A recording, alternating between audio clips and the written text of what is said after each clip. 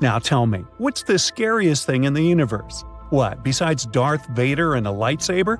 Well, actually, I was asking about black holes, swallowing anything that comes too close without doubts or regrets.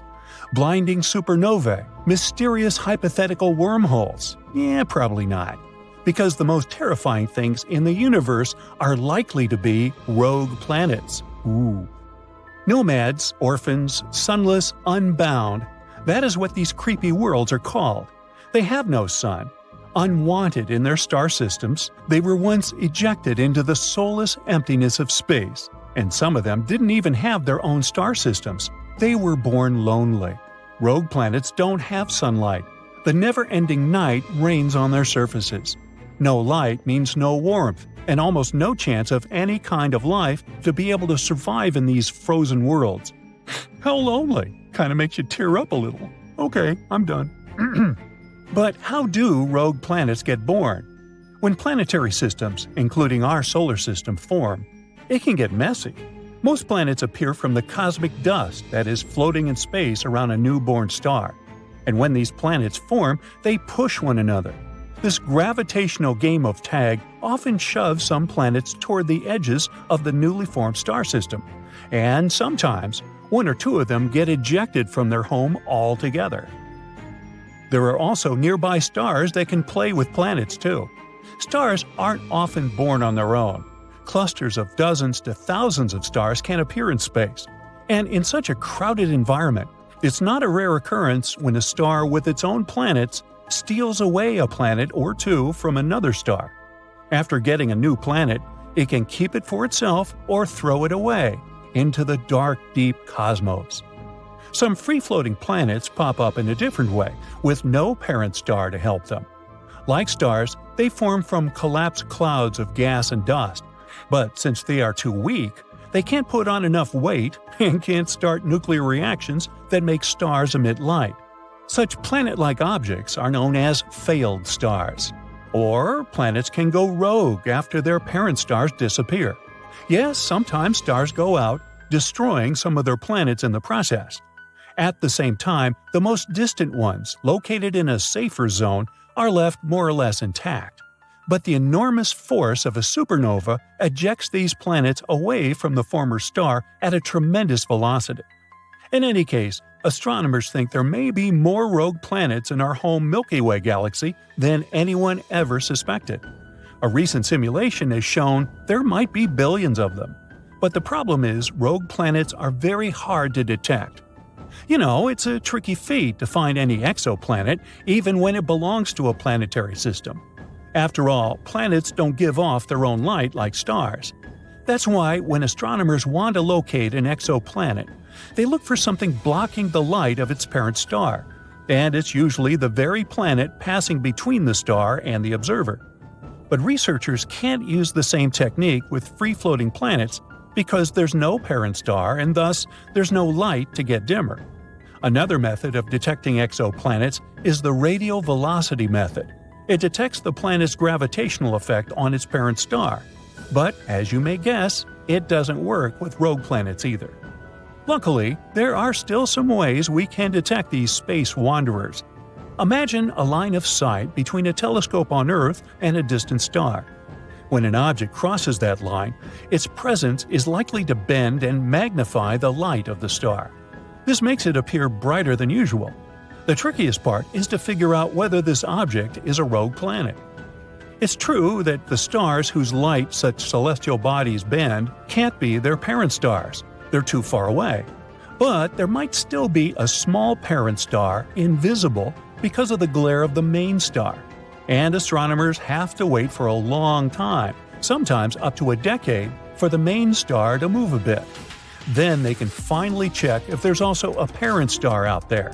If there's no parent star in sight, then it's proven the planet is traveling solo. Not apparently. So far, astronomers have identified at least 70 rogue planets or candidate rogue planets. At the same time, we know about more than 5,000 exoplanets in planetary systems. That's a huge gap that proves that detecting rogue planets is a tricky business. Interestingly, free-floating planets might not be as lonesome as we think. They can potentially have moons of their own. They might even take them along when they get pushed out of their cosmic homes. But could a free-roaming world, and possibly its moons, find a new home near a different star? Some experts think it's unlikely. The universe is a very spacious place, and even a large star with an incredible gravitational pull is hardly able to catch a fast-moving planet. For example, in 2017, an interstellar guest, an asteroid the size of a skyscraper, appeared in our solar system. It barreled through the solar system and just kept going without stopping or even slowing down. Now let's have a look at a rogue planet we have managed to spot. Just 20 light-years away from the Sun, a bizarre rogue planet is roaming the Milky Way galaxy. And even though this planet doesn't orbit any star, it still has an incredibly powerful magnetic field, 4 million times stronger than that of our Earth. The exoplanet, with this crazy long name, also produces amazing auroras. When it was discovered a few years ago, astronomers were almost sure they had detected a brown dwarf. This is an object too large to be a planet and too small to be a star. But later, scientists got some evidence that the space object wasn't big enough to be a brown dwarf. The planet sure is a mammoth among its peers. It's 1.2 times as wide as the largest planet of the solar system, Jupiter, and more than 12 times as heavy. Astronomers think the exceptionally strong magnetic field helps the planet produce such auroras. But the most curious thing is that they're generated in a different way than auroras on Earth. It might be because the exoplanet's moon helps the planet create these light shows. To find more amazing rogue planets, NASA's Nancy Grace Roman Space Telescope is going to conduct a survey using the powerful techniques of a wide-field telescope. The stars in our Milky Way galaxy move all the time, and chance adjustments of the telescope can help researchers spot rogue planets. But there's one drawback: we won't know the distance to such a planet even if we find one. There's one more mission concept called Cleopatra, the clever NASA acronym for the Contemporaneous Lensing Parallax and Autonomous Transient Assay.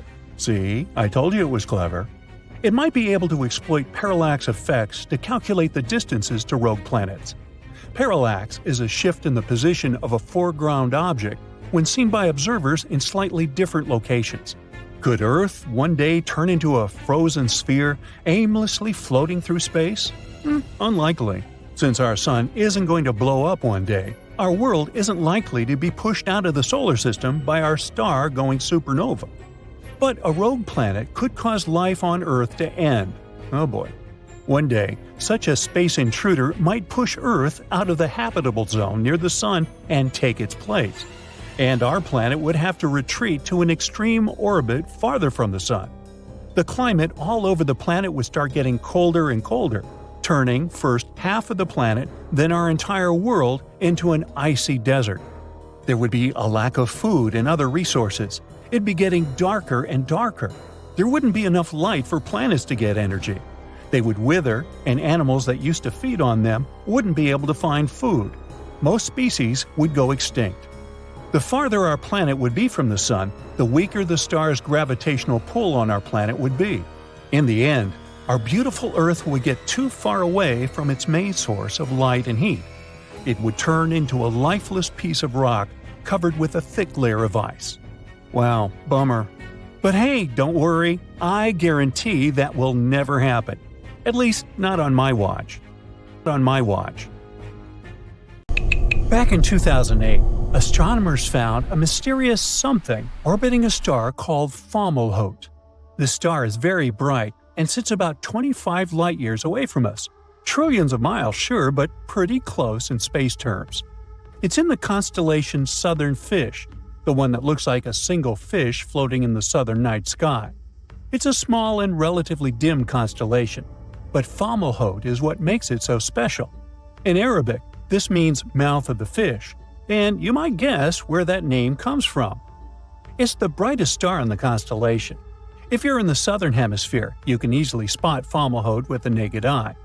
For people in the northern hemisphere, it's visible in the fall, low on the southern horizon. But this constellation has a beautiful story. The myth says that this fish is the one that saved the deity Durcedo, who had fallen into a lake. so it became the symbol of rescue and protection. The fish in Pisces is said to be the offspring of the southern fish, forming a kind of family. At the same time, Fomalhaut is sometimes called the lonely star because it's one of the brightest stars in its part of the sky, but it doesn't have many bright neighbors. Hey, I can relate to that. Nah, just kidding. Fomalhaut is also a young star. It's only about 440 million years old.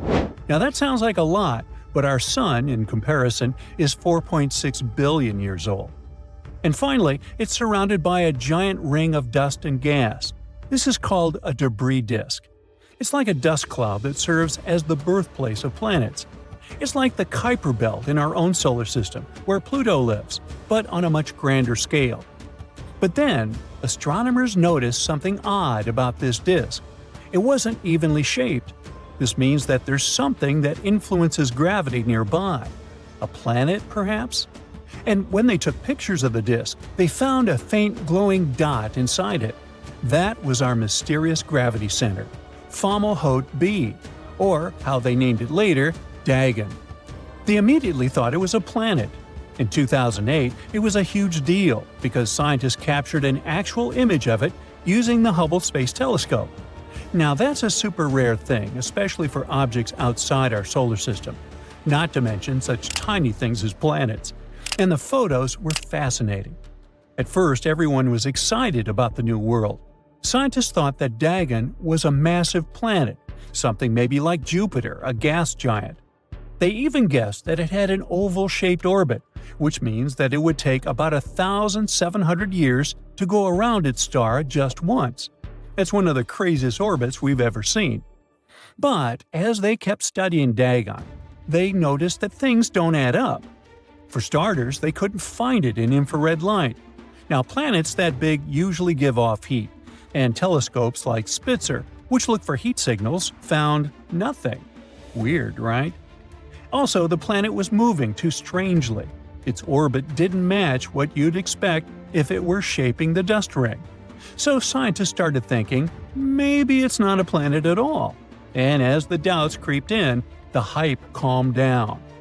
In 2020, they noticed another strange thing about Dagon. It was getting dimmer and spreading out.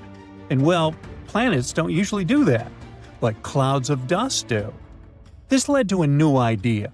What if Dagon isn't a planet, but the result of a massive collision? Imagine two big chunks of ice or rock smashing into each other at incredible speeds. That's what they think happened here, a giant space crash that led to lots of debris. That's how it got officially removed from the list of exoplanets. But then, in 2023, the new James Webb Space Telescope, which is even more powerful than Hubble, decided to take a closer look at Dagon. And when scientists looked at the data, they jumped back into the previous debates. Wait, it might be the planet after all. All this scientific back and forth led to Dagon getting dubbed the zombie planet. But after a while, astronomers finally found the middle ground. Dagon really turned out to be a dust cloud that's slowly disappearing, but there could still be hidden planets in the system. There's another ring of dust closer to the star that might be shaped by an unseen planet. There are many mysterious weird planets out there. Trace 2b orbits a star 750 light-years away from Earth, much farther out than our Dagon. It's in a region of the sky that's been heavily studied by planet hunters. It was first discovered in 2006 by the Transatlantic Exoplanet Survey, an observatory with a bunch of cool telescopes that are used to find planets. They use a witty method for it. They observe the stars, and when they see unexpected dips in brightness, that means that something must be passing in front of the star, making it a wee bit darker. This is called the transit method of the planet discovery. When Trace 2b was spotted that way, scientists took a closer look and confirmed it. It had a certain gravity pull that caused its star to wobble. But that also means that the planet should be gigantic, probably a gas giant like Jupiter or Saturn. But, unlike Jupiter, Trace 2b is much closer to its star. This makes it a special type of a planet called hot Jupiter. That's what we call gas giants that orbit so close to their stars that their atmospheres are scorched to extreme temperatures. Imagine if Jupiter was not only horrifyingly massive, but also almost burning. This planet is tidally locked to its star. This means that it always faces the sun with one side, just like we can only see one side of our moon. Its day side is blisteringly hot, but even the cooler night side has temperatures around 2,900 degrees Fahrenheit. But there was something very eerie about this new world. What really made it stand out was its albedo, a measure of how much light the planet reflects. Most planets, like Jupiter or even Earth, reflect a good amount of light thanks to clouds, ice, and other stuff. This is what allows us to see those planets after all. But TRACE 2b is almost completely black. For some reason, it reflects less than 1% of the light that hits it. It's darker than coal or fresh asphalt. So, why is that? After some thought, astronomers think it might be because of its atmosphere. Jupiter has bright reflective clouds of a gas called ammonia, but TRACE 2b probably doesn't have those. Since it's so close to its star, they'd burn up and get stripped away. So, its atmosphere might be made up of chemicals like sodium, potassium, or titanium oxide. All of this stuff absorbs a lot of light, and if you look directly at that planet, you'd see it almost as a black hole. What's even more horrifying is that if you were floating in it, since it doesn't have a solid surface, these elements could make the sky above look like an endless void, even if it's daytime. Though you'd probably still see its star, even it would be completely surrounded by blackness, like light at the end of a tunnel. In that case, shouldn't it be completely invisible? Well, it kind of is. But it also emits a faint red glow, likely due to its scorching high temperature. And even though scientists have studied TRACE 2b for years, some questions remain unanswered. Why is it the darkest planet we've ever found? Is it possible that there are some unknown chemicals in its atmosphere? What hides beneath the darkness? These Jupiter-like planets are often crazy, like WASP 76b, for example. This is another gas giant located about 640 light-years away, this time in the constellation Pisces. Just like TRACE 2b, this exoplanet is tidally locked. One side has a temperature of over 4,000 degrees Fahrenheit, while the other side remains in constant darkness. But what's crazy about it is that the extreme heat on the day side vaporizes metals like iron. The planet has insanely strong winds, and they blow this molten iron to the colder side. And you guessed it, the iron gets solid under colder temperatures, and we end up with a horrifying iron rain. All this stuff sounds like science fiction, but it's real, waiting to be explored. This planet, yeah, the one right here, shouldn't exist, but it does. A newly discovered planet rotates around a star that's much smaller and dimmer than our Sun.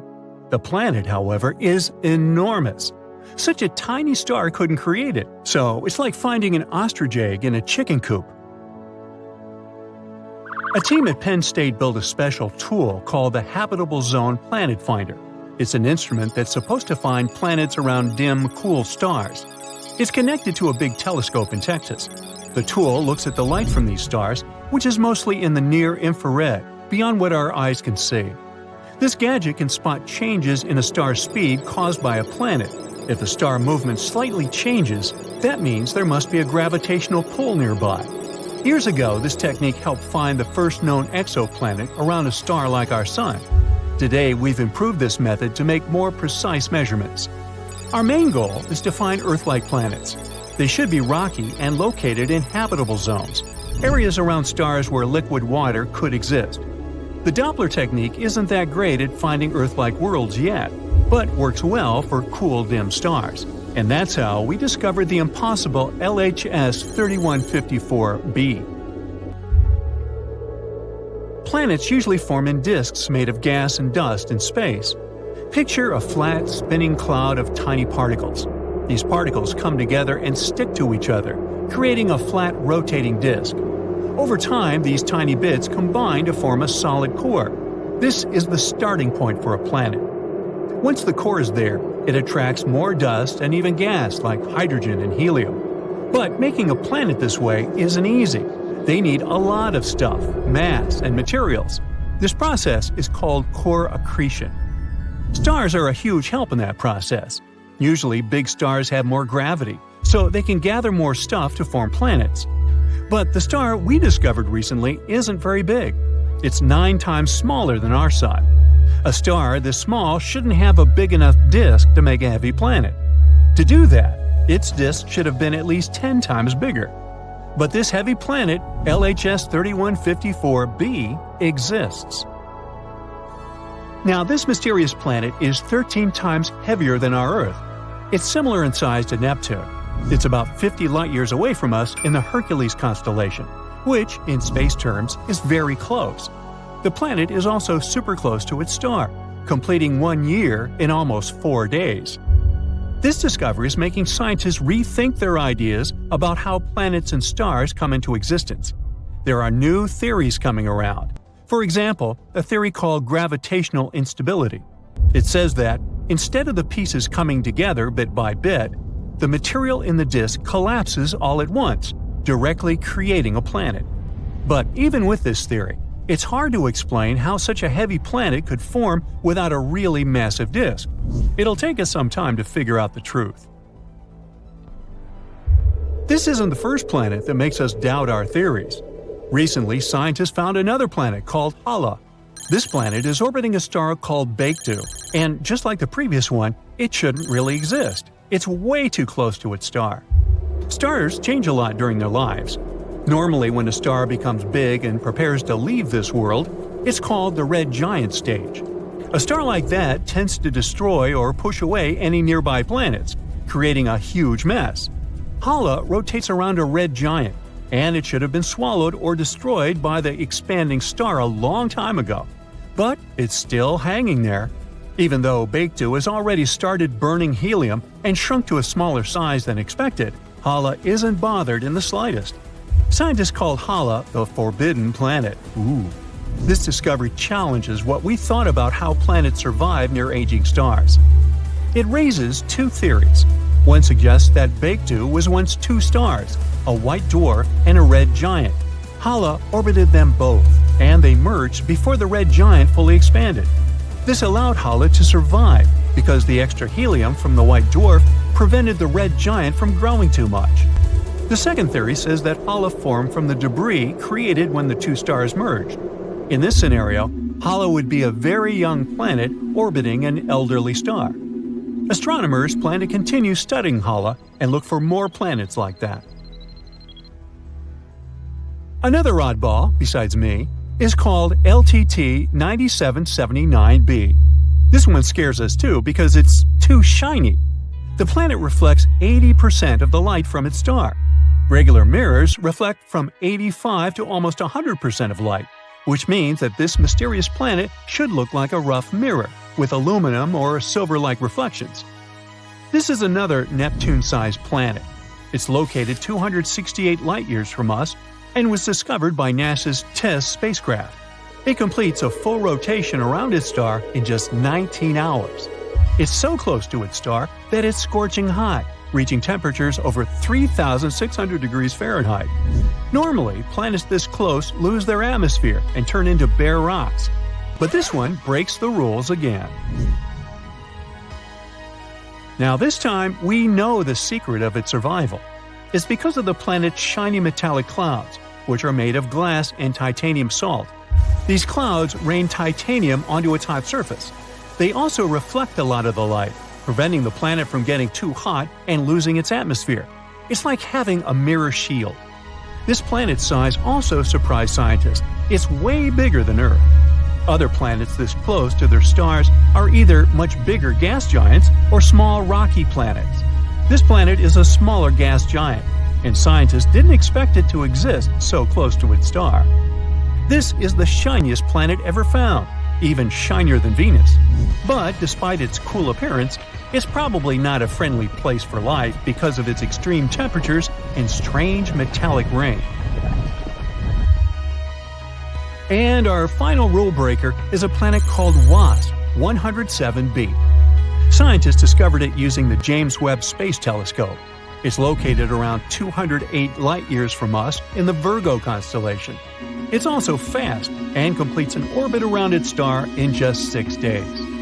This is a super-Neptune exoplanet. It's similar to Jupiter in some ways, including the same size and scorching hot temperatures. But the main difference is that it's much lighter, weaker, and less dense. This is the least dense planet we've discovered so far. After researching some more, we also found that it has a tail. The helium on the planet extends beyond the transit egress. The planet is slowly losing its atmosphere due to extreme ultraviolet radiation from the star. This creates a comet-like tail. So, it looks like a fluffy comet. But that was just the beginning. The planet's low density, or fluffiness, allowed astronomers to study its atmosphere in detail. They found some surprising things, like water vapor and clouds made of fine silicate particles, which are like really fine-grained sand. The planet's host star doesn't emit a lot of high-energy light. But since WASP-107b is so loose, the light can penetrate deep into its atmosphere. This creates sulfur dioxide that smell when you light a match. In other words, it's a fluffy planet that rains sand and smells like matches. The researchers think the sand clouds in the atmosphere form in a similar way to clouds on Earth. They just have droplets of sand instead of water. These sand droplets condense, fall, turn into silicate vapor in hot layers within the planet, and then rise again to form clouds once more. And, once again, this planet couldn't have formed in its current spot. Astronomers say that it likely moved closer to its star from a birth orbit because it was attracted by some heavier neighbor. It also follows a retrograde orbit, meaning it orbits in the opposite direction to its star's rotation. All these discoveries are changing how we understand planets and their atmospheres, giving us new insights into the mysteries of our own solar system. This planet is as light as that piece of fluff stuck to your sweater. In the scientific world, it's called WASP-193b, but let's call it the Cotton Candy Planet.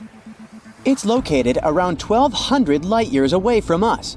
Sure thing we'll never see it with our own eyes, but scientists say the Cotton Candy Planet is pretty much Jupiter's bigger, bouncier cousin, 50% more massive. It has an extremely low density combined with other factors, such as high temperatures and the infrared brightness of its host star, that make it look special. May I have a close-up here, please? Thank you. See how fluffy it is? Right now, you understand that it would be impossible to stand on its surface. Anyways, it's not often that you meet something like WASP-193b at a planetary party. Such planets might be fluffy because they're getting cooked by their parent stars, puffing up like a marshmallow that's seen too much campfire action. But the thing is, if you're that close to your star and mostly made of a hydrogen-helium cocktail, you're not gonna keep your puffiness for long. It's like trying to hold on to a balloon during a hurricane. Exoplanets like this fluffy guy here are pretty rare, but there's also WASP-107b, and it looks squishy too. This one kicks back 200 light-years from us, and it chose the constellation of Virgo as its official residence. From some perspective, you might say that this planet is a copycat of Earth. It has helium, and its atmosphere contains sulfur dioxide. There's some resemblance for sure, but WASP-107b has the density of a marshmallow. It means we can snoop through its atmosphere easier than we could with a heavyweight like Jupiter. Scientists were beyond surprised when they peered through their super space goggles, the James Webb Space Telescope's MIRI-cam. They spotted clouds made of the stuff that builds beaches, silicate, or as you might know it, sand. Imagine sandcastles in the sky. Those sound clouds are way up there in the penthouse suite of WASP-107b's atmosphere, where the thermostat reads a breezy 932 degrees Fahrenheit. Normally, you'd need 1,832 degrees Fahrenheit to cook up this kind of cloud, so scientists are scratching their heads. How did those grainy puffs get all the way up there? Turns out, WASP-107b might be running its own sandy water cycle, but with scorching silicates instead of H2O.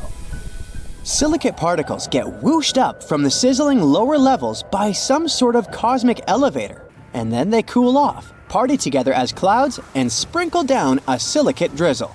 Nobody's packing sunscreen for this kind of sandstorm, though. Now look at this Kepler planet family located in the Kepler 51 star system. This cosmic three-pack hangs around 2,400 light-years away, looking huge but having the same density as your favorite snack. And it's cotton candy yet again. Scientists have been digging into what these space treats are made of. They now believe these puffball planets are big hydrogen-helium gas balloons with a generous smearing of methane haze. It also turns out these planets might be going through a cosmic downsize. Now, let's talk about a planet called Mascara 5b. Nope, it doesn't look like one of those cosmetic tubes from your mom's drawer. Scientists say it's one of the hottest planets ever discovered. They call it an ultra-hot Jupiter, showing off its impressive size, almost twice as big as our very own Jupiter. The dayside temperature is around a scorching 4,892 degrees Fahrenheit, while the night side hits 4,172 degrees Fahrenheit. No chance for any sort of life to survive out there. Actually, it's the second hottest night-side temperature ever recorded. To put it in perspective, the temperature of molten lava sits between 1,292 degrees Fahrenheit and 2,282 degrees Fahrenheit. So, the planet is a whole lot hotter than this scorching liquid rock.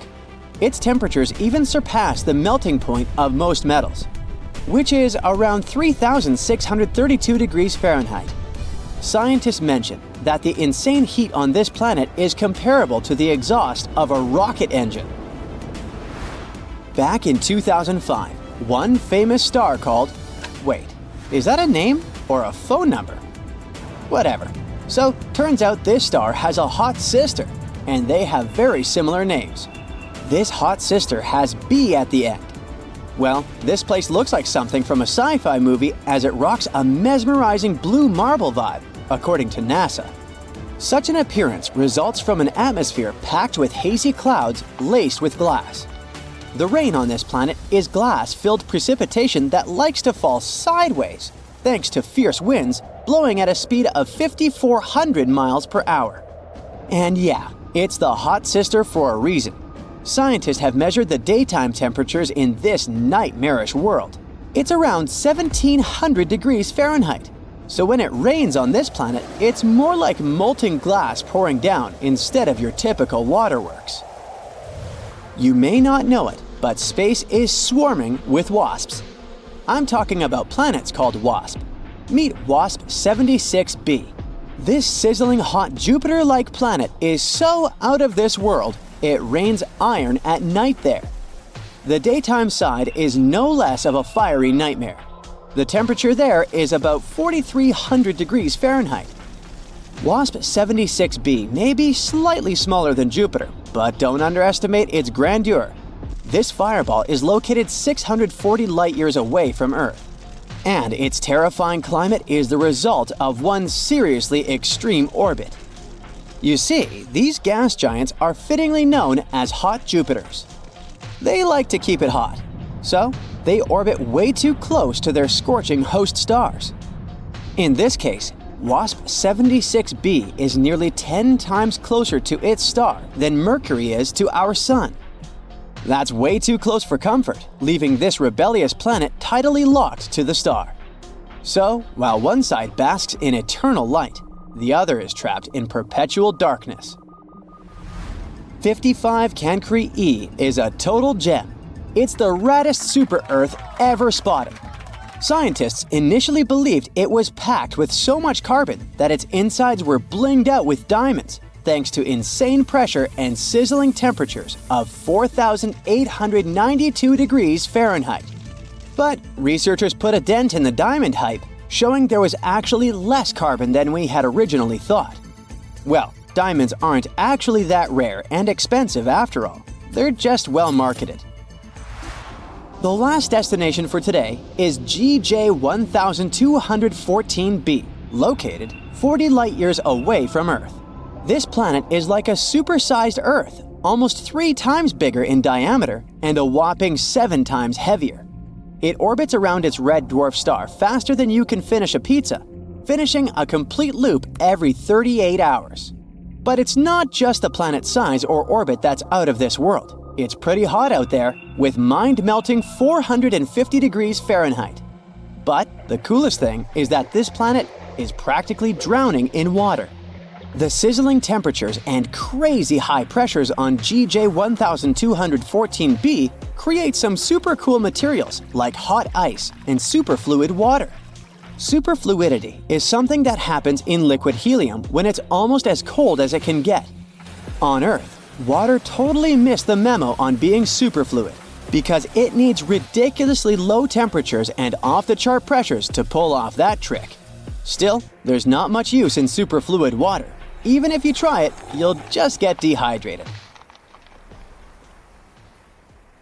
Now, Jupiter used to be flat and look like an M&M candy. Now I'm hungry. And it wasn't the only flat pattern in our solar system. Turns out there are tons of things that can go wrong during a planet's formation, like locking up to the sun or getting whooshed into open space. Let's check it out. The Earth isn't flat, but Jupiter might have been. Instead of being a big round ball, gas giants in our system might have started more like flat pancakes. Jupiter is one of the oldest of our neighbors. It's 4.6 billion years old, just like our Sun. And when it was just a baby planet, it likely formed through a process called disk instability. It all begins with stars. When a star is forming, it doesn't look like a round object. It's more like a big disk of stuff. During this stage, really hot winds made of charged particles blow out. The dust in that disk contains stuff like carbon and iron. Some of them collide and stick together, forming bigger objects. Dust turns into pebbles, pebbles turn into rocks, and rocks bump into each other, getting bigger. Gas in the disks helps all these solid bits stick together. Some break apart, but others stick around, and they're the ones that become the basic pieces of planets. They're called planetesimals. Even gas giants like Jupiter started off as tiny specks of dust, smaller than a human hair. Eventually, they formed their own big ring-shaped disks of gas. They began to spin around our Sun, growing bigger by gathering gas and rocks like snowballs. Gas giants are special. They were born from the colder parts of the disk. In cold areas, molecules are slower, which makes them easier to grab. In these places, water could freeze, and tiny ice pieces stick together and are mixed with dust. These dirty snowballs gather up and then form cores of huge planets, like Jupiter, Saturn, Uranus, and Neptune. In the warmer areas closer to the star, rocky planets like Mercury, Venus, Earth, and Mars start to form. After the icy giants were born, there wasn't much gas left for these smaller planets. It might take tens of millions of years for these rocky planets to form after the star is born. And our Sun was growing at the same time, sucking up nearby gas and pushing faraway stuff even farther out. After billions of years, the disk changed completely, turning into a round star with a bunch of planets, dwarf planets, asteroids, moons, meteoroids, and comets around it. Recently, simulations showed that these protoplanets, as these early dust balls are called, don't start off looking like the planets we know. In the case of gas giants like Jupiter, they look more like squashed balls or M&M's candies, not the peanut kind. When the Sun was young, the disk of gas and dust surrounding it cooled down and became unstable. It started breaking into big chunks. These chunks dramatically collapsed together under huge gravity to create Jupiter. It became a round gas giant over time. There are a lot of oddities that can happen during that process of planet formation. Ever wonder why Venus or Uranus spin in the opposite way compared to other planets? Usually, when things form from a spinning disk of gas, they tend to spin in the same direction. For example, if you spin a bunch of balls on a string, they all twirl in the same way. So, theoretically, all planets should spin in the same direction too. But there are a lot of fast-moving objects, like comets and asteroids, in our solar system. When they smash into planets, especially during their early days, this collision might send the planets to spin in the opposite direction. Venus and Uranus probably survived a massive collision. Luckily, they weren't repelled to outer space. The gravity from the Sun and nearby planets pulled them back into place. There are also so-called tidally locked planets. These are celestial bodies that spin in a way where one side always faces their star, while the other side remains in perpetual darkness. So one side is always very hot, while the other is extremely cold. If we were on a planet like that, we would only be able to live on a thin line in between. These planets form when they're very close to their star. The gravitational forces are extremely strong, and over time, these forces slow down the planet's rotation until it matches the time it takes to orbit the star. Imagine you're spinning in your chair. Someone comes up to you and, holding onto your chair with their hands, starts spinning with you. This way, you'll always face each other. Tidally locked planets kind of work like that. Our moon is tidally locked to our Earth, which is why we only see one side of it. We've discovered more than 5,000 planets outside of our solar system called exoplanets. Some of them have very strange orbits. For example, planets with incredibly long orbits, thousands of years to make one trip around the star, or very wonky, comet-like orbits, or so-called hot Jupiters. They're super close to their star, way closer than Mercury is to our Sun. But these planets couldn't have formed where they are now. As their solar system evolved, they changed their positions for some reason. This rearranging is called planetary migration. There are three main ways this migration happens. First, because of the gas and dust spinning around the planet. When a planet is bumping into this stuff, it can create spiral patterns in the gas. These patterns can either push the planet closer to the center or farther away, depending on how they mix together. It's called a gas-driven migration. This is what Jupiter experienced when it moved closer to the Sun billions of years ago. I wasn't around then. This also explains the existence of hot Jupiters. Second, big planets can shove the smaller ones, changing their paths. Third, the star's gravity can tug on the planet, making its orbit more circular. Ever heard of rogue planets? Imagine a lonely planet floating in the vastness of space without a star to call home. They're like the wandering nomads of our galaxy, doomed to drift around forever. And there are so many of them, there might be more free-floating planets than ones that are tied to stars. We're talking trillions of rogue planets hanging out in our Milky Way galaxy alone.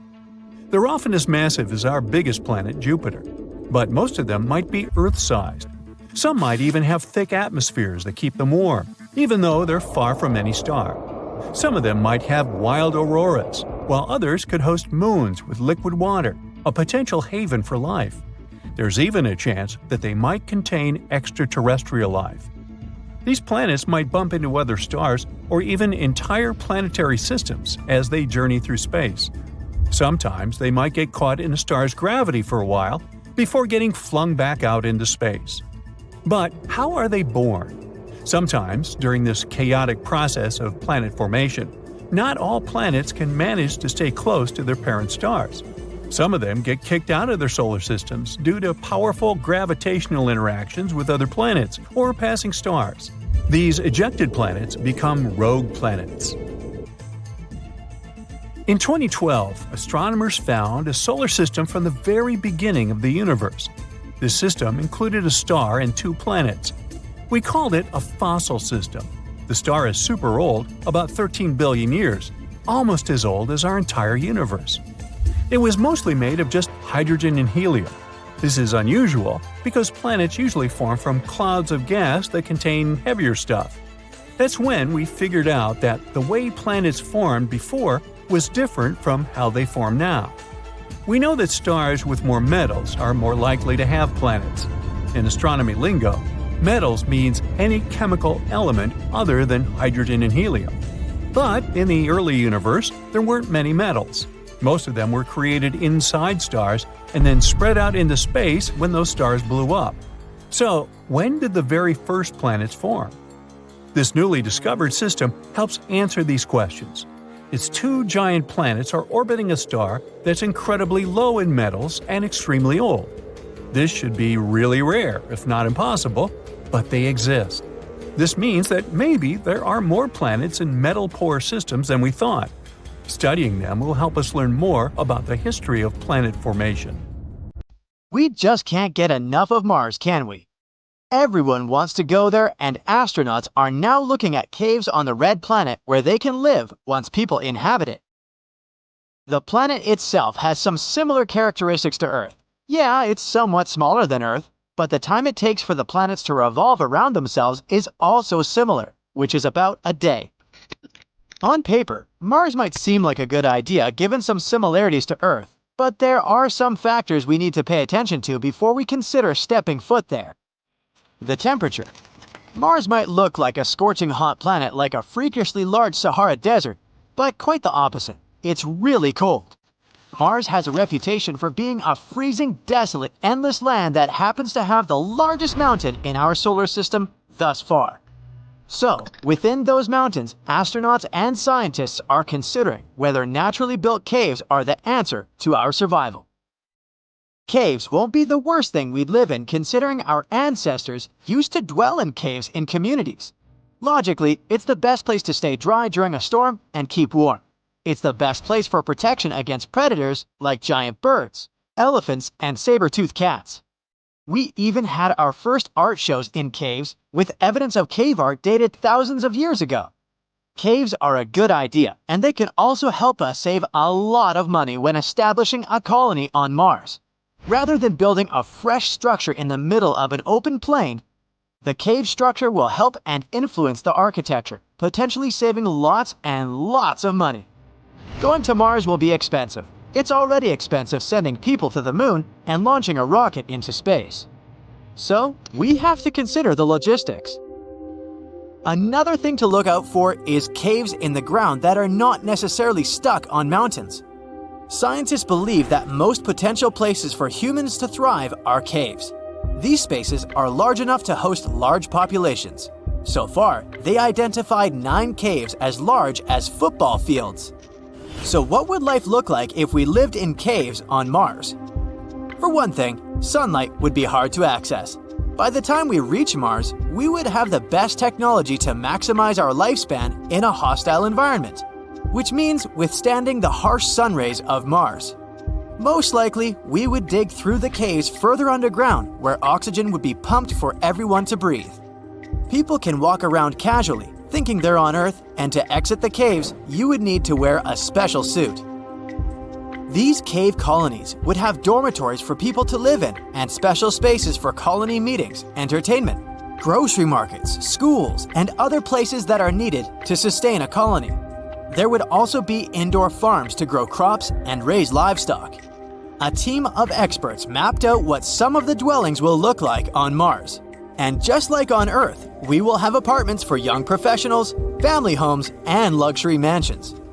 Some of the dwelling units would be placed on the surface and not in caves. One of the key elements of the design and architecture is how to build it around the natural light to brighten up the homes. Another element is how to deflect radiation and cosmic rays. Because Mars has such a thin atmosphere, sun rays and other hazardous objects easily enter Mars. The dwelling units also have to be sturdy to protect them from severe dust storms and extreme cold temperatures. Some of the living pods or dwelling units that are for couples or singles would have tunnels leading to a shared workspace and garden. Studies show that even being in the presence of greenery can reduce stress levels significantly, and on the red planet, we would definitely need some greenery. We can expect the family homes to be built within the caves, not necessarily underground. It would be tempting to head outside with the view of Mars, but the large thick glass would prevent anything from coming in and out. Those who are underground with a view rely on LEDs and camera systems to screen the surface landscape of Mars so it acts like real windows. And if you're bored of the surface, you can always switch the channel and watch something else as you please. Maybe a flowing river surrounded by trees, or maybe a penthouse view of all of New York.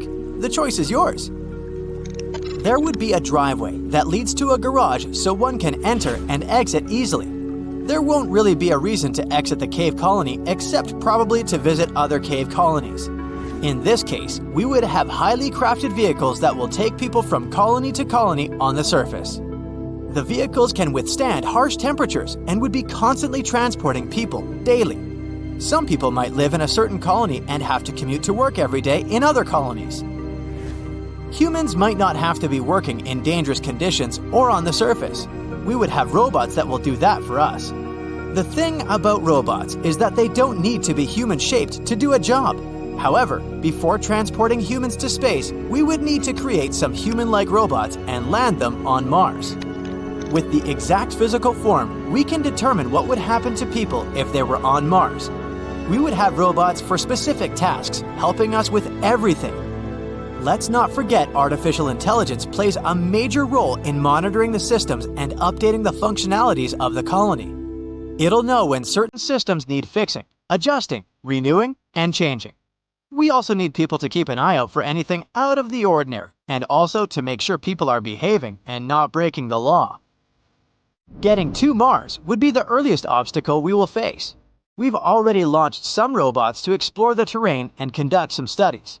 At first, we would send robots to test the conditions and to build most of the infrastructure. To build a proper colony, we would have to send out young couples willing to dedicate their lives to the future and the future of their children. It won't be easy. In fact, there would be a variety of people with different professions and specializations to help establish the colony. People would have to work and establish a local economy. We would need scientists, doctors, farmers, teachers for the children, and engineers to maintain the structure. It will take time for the colony to reach a substantial size, but it's all part of the process. Even the spaceships would need to be large and sufficient to house thousands of people traveling from Earth. Of course, by then, most of the dwelling units would have been built, and people would have already picked out their houses, depending on if they were single or if they were about to start a family. Once the colony has the necessary professionals it needs, then come the other people who wish to start their life on Mars. People would need entertainment, so musicians would find a place in the colony. We can't expect everyone to go out on a nice sunny day to the beach, but perhaps one day, when the colony is large enough, there can be an artificial body of water with the same elements as the beach. Livestock animals would also be shipped from Earth to be raised on Mars, where they can populate for our nourishment. We can also bring most of the animals and establish a wildlife sanctuary for everyone to enjoy and for the animals to thrive. For now, humans are planning on reaching the Red Planet sooner than we think, and who knows, maybe you can be one of the first people to sign up and have your own little dwelling unit far away from Earth.